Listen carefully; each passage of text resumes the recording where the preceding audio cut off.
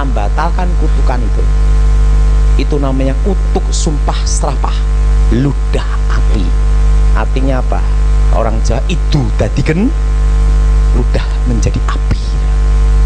Itu cara membatalkannya. Yang bersangkutan berdoa seperti ini, misalnya semua dalam nama Yesus, segala kutuk ludah api, kutuk sumpah serapah orang-orang kuat. Ingat, nama itu kutuk sumpah serapah apa? Orang-orang kuat. Kami batalkan, kami hancurkan, kami putuskan dalam nama Yesus. Segala kutuk ludah api, kutuk sumpah serapah orang-orang kuat atas hidupku yang diucapkan sebutan nama orang itu, kami batalkan dalam nama Yesus. Nah, cirinya kalau kena kutukan itu ada. Kutukan itu ditanam dalam roh. Jadi hari, jam, tanggal dikutuk itu tidak bisa lupa seumur hidup. Karena kutukan itu ditancapkan dalam roh. Pak, kalau aku dikutuk lupa gimana? Belum kena berarti. Jelas?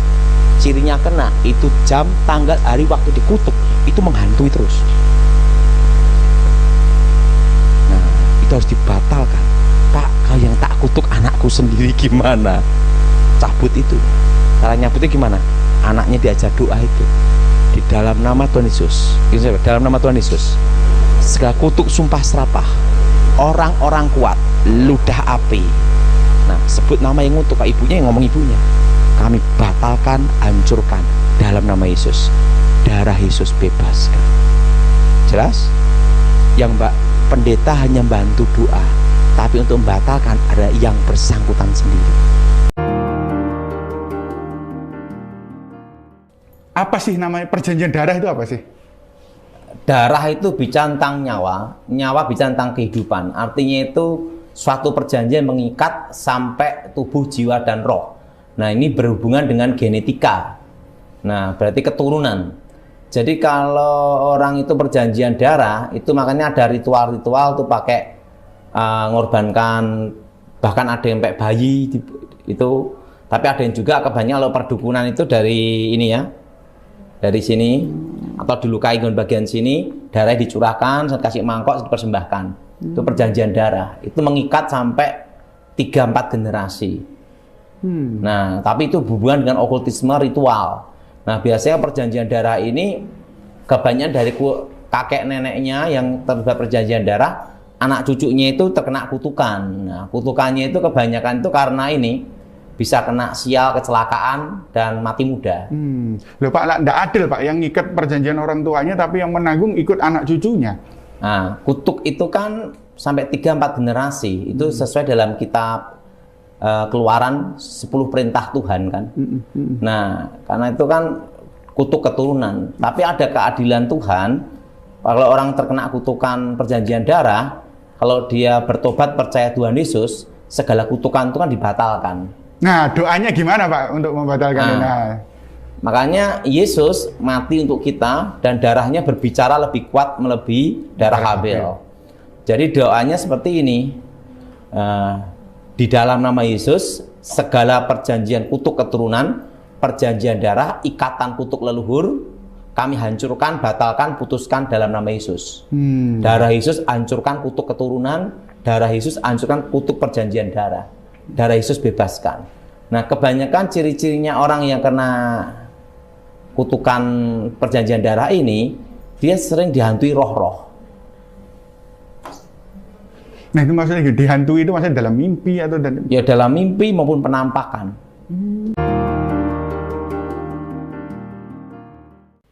Saya ada minyak, saya masih ingat itu minyak goreng. Minyak goreng saya doa. Jadi saya baru mengerti tentang artinya minyak urapan itu. Nah, ini bukan doktrin tapi pengalaman bersama Tuhan. Waktu itu saya doa minyak ini.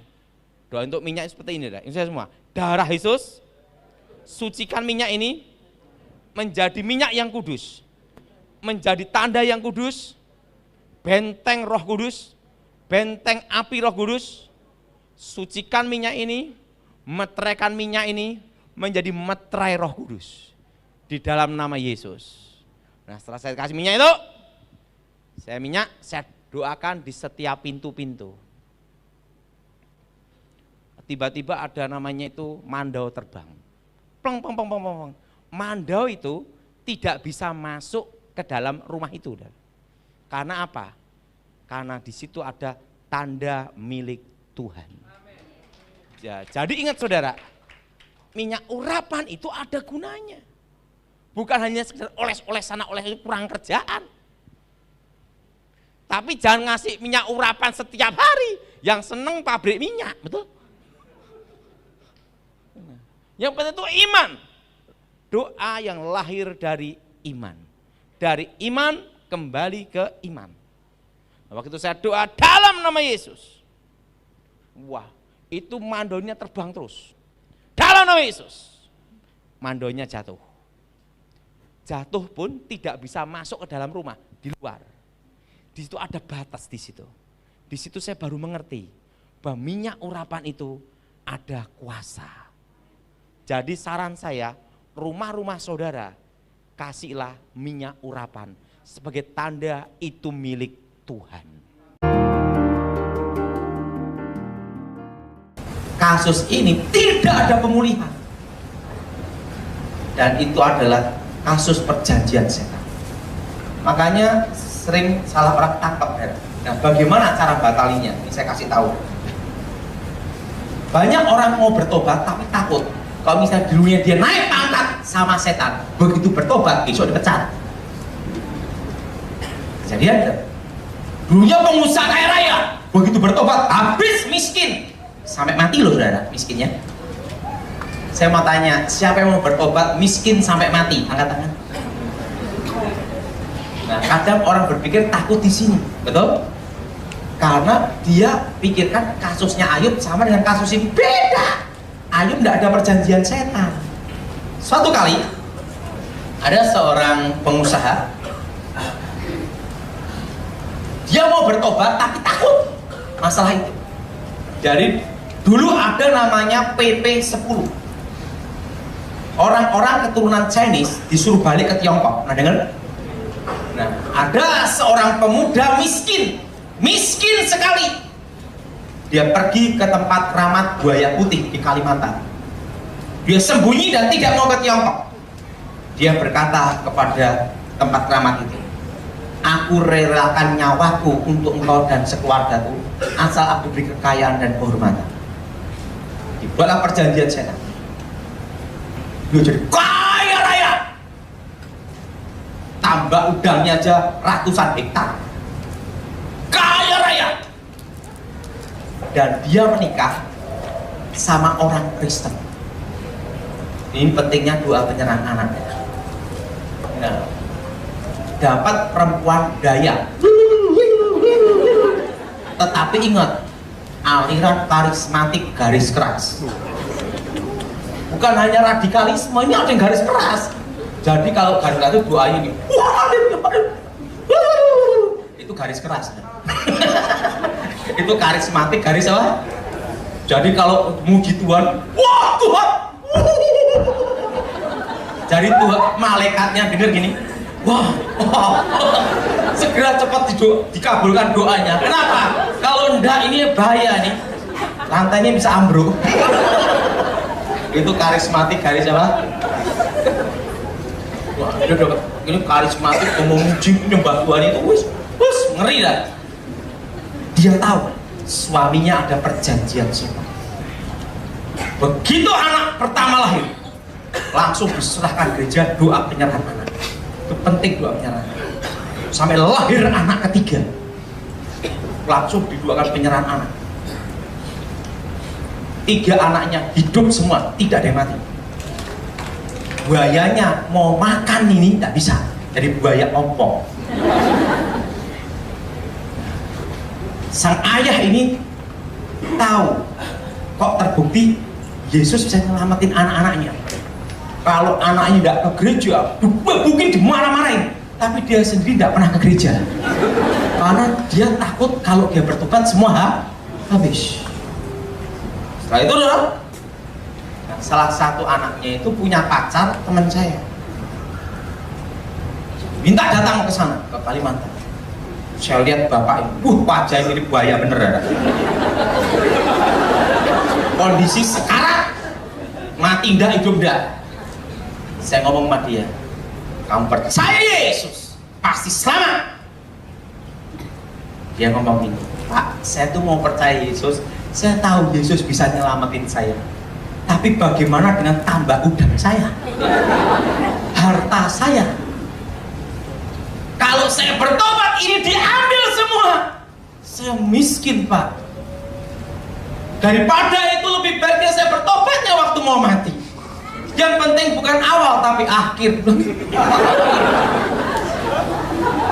Saya ngomong sama dia, engkau percaya Yesus, engkau tetap kaya, gimana? Udahmu selamat. Dia ngomong, itu yang ku mau. Akhirnya doa pelepasan, batalkan perjanjian. Langsung dia tetap kaya. Kenapa ada yang bertobat langsung habis? Ini sebenarnya rahasianya. Nah, saya minta bapak ini lagi aja tuh.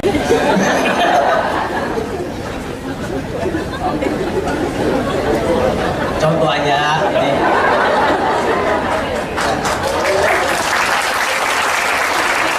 Nah, ini di sini.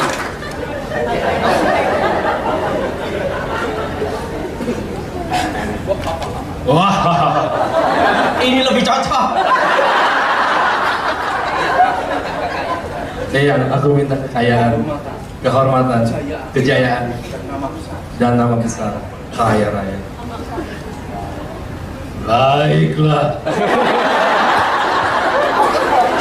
Ini sesajinya. Ingat, hewan bernya, puncak ritual, hari Jumat, perjanjian masa depan. Makanlah. Suruh makan. Setelah itu dia makan, dan itu adalah lambang dari keturunan. Dan setan ini mengambil rezeki dari anak cucu.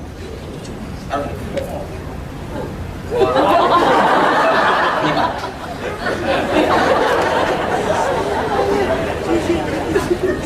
Jadilah ini rumah, tanah, pabrik, ruko. Rezekinya diambil dari anak cucu. Tiba-tiba datang saya jadi orang baik aja dah. Maukah engkau percaya Yesus? Oh. Dalam doa pelepasan, pembatalan kutuk seperti ini, itu saya semua di dalam nama Tuhan Yesus. Segala perjanjian setan atas hidupku, keluargaku, aku batalkan, putuskan dalam nama Yesus. Betul? Setan ini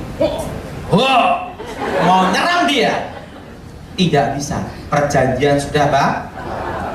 Mau nyerang anak cucunya tidak bisa. Perjanjian sudah batal. Tapi ada yang belum yang dibatali. Perjanjian masa depan hari ke-6 Jumat ini dia. Kenapa? Ingat, hari ke-6. Jadi yang belum dibatalin adalah perjanjian masa depan hari yang ke-6. Dia bertobat, tapi kerja apapun habis. Kenapa habis? Karena ingat saudara, masa depannya, perjanjiannya belum dibatalin. Dia baru batalin hidup dan keluarganya. Dan setan punya hak atas ini semua. Kenapa? Setannya tidak mau rugi, tekor juga. Jelas? Jelas? Nah, sekarang sini lagi. Harusnya di dalam pembatalan perjanjian harusnya seperti ini. Ini saya semua di dalam nama Tuhan Yesus. Segala perjanjian setan, segala kutuk sumpah serapah, ikatan roh jahat atas hidupku, masa depan, keluargaku, harta bendaku, tempat tinggalku, cita-citaku, masa depanku, aku batalkan, putuskan dalam nama Yesus. Hari ini hidupku, keluargaku, masa depanku, tempat tinggalku, cita-citaku bukan milik setan, tapi ditebus oleh darah Yesus. Amin. Setan ini mau nyerang ini nggak bisa, mau ambil ini nggak bisa. Karena apa? Sudah batal perjanjian masa depan. Karena kalau tidak dibatalkan ini, dia punya masa depannya habis. Terima kasih. Pak, sekarang kan tahu cara batalin perjanjian. Kalau gitu minta setan dulu baru bertobat. Setan itu raja tipu, belum kaya udah mati. Dan yang kedua, setan tidak bisa berkati. Itu diambil dari anak cucu. Jelas? Jelas?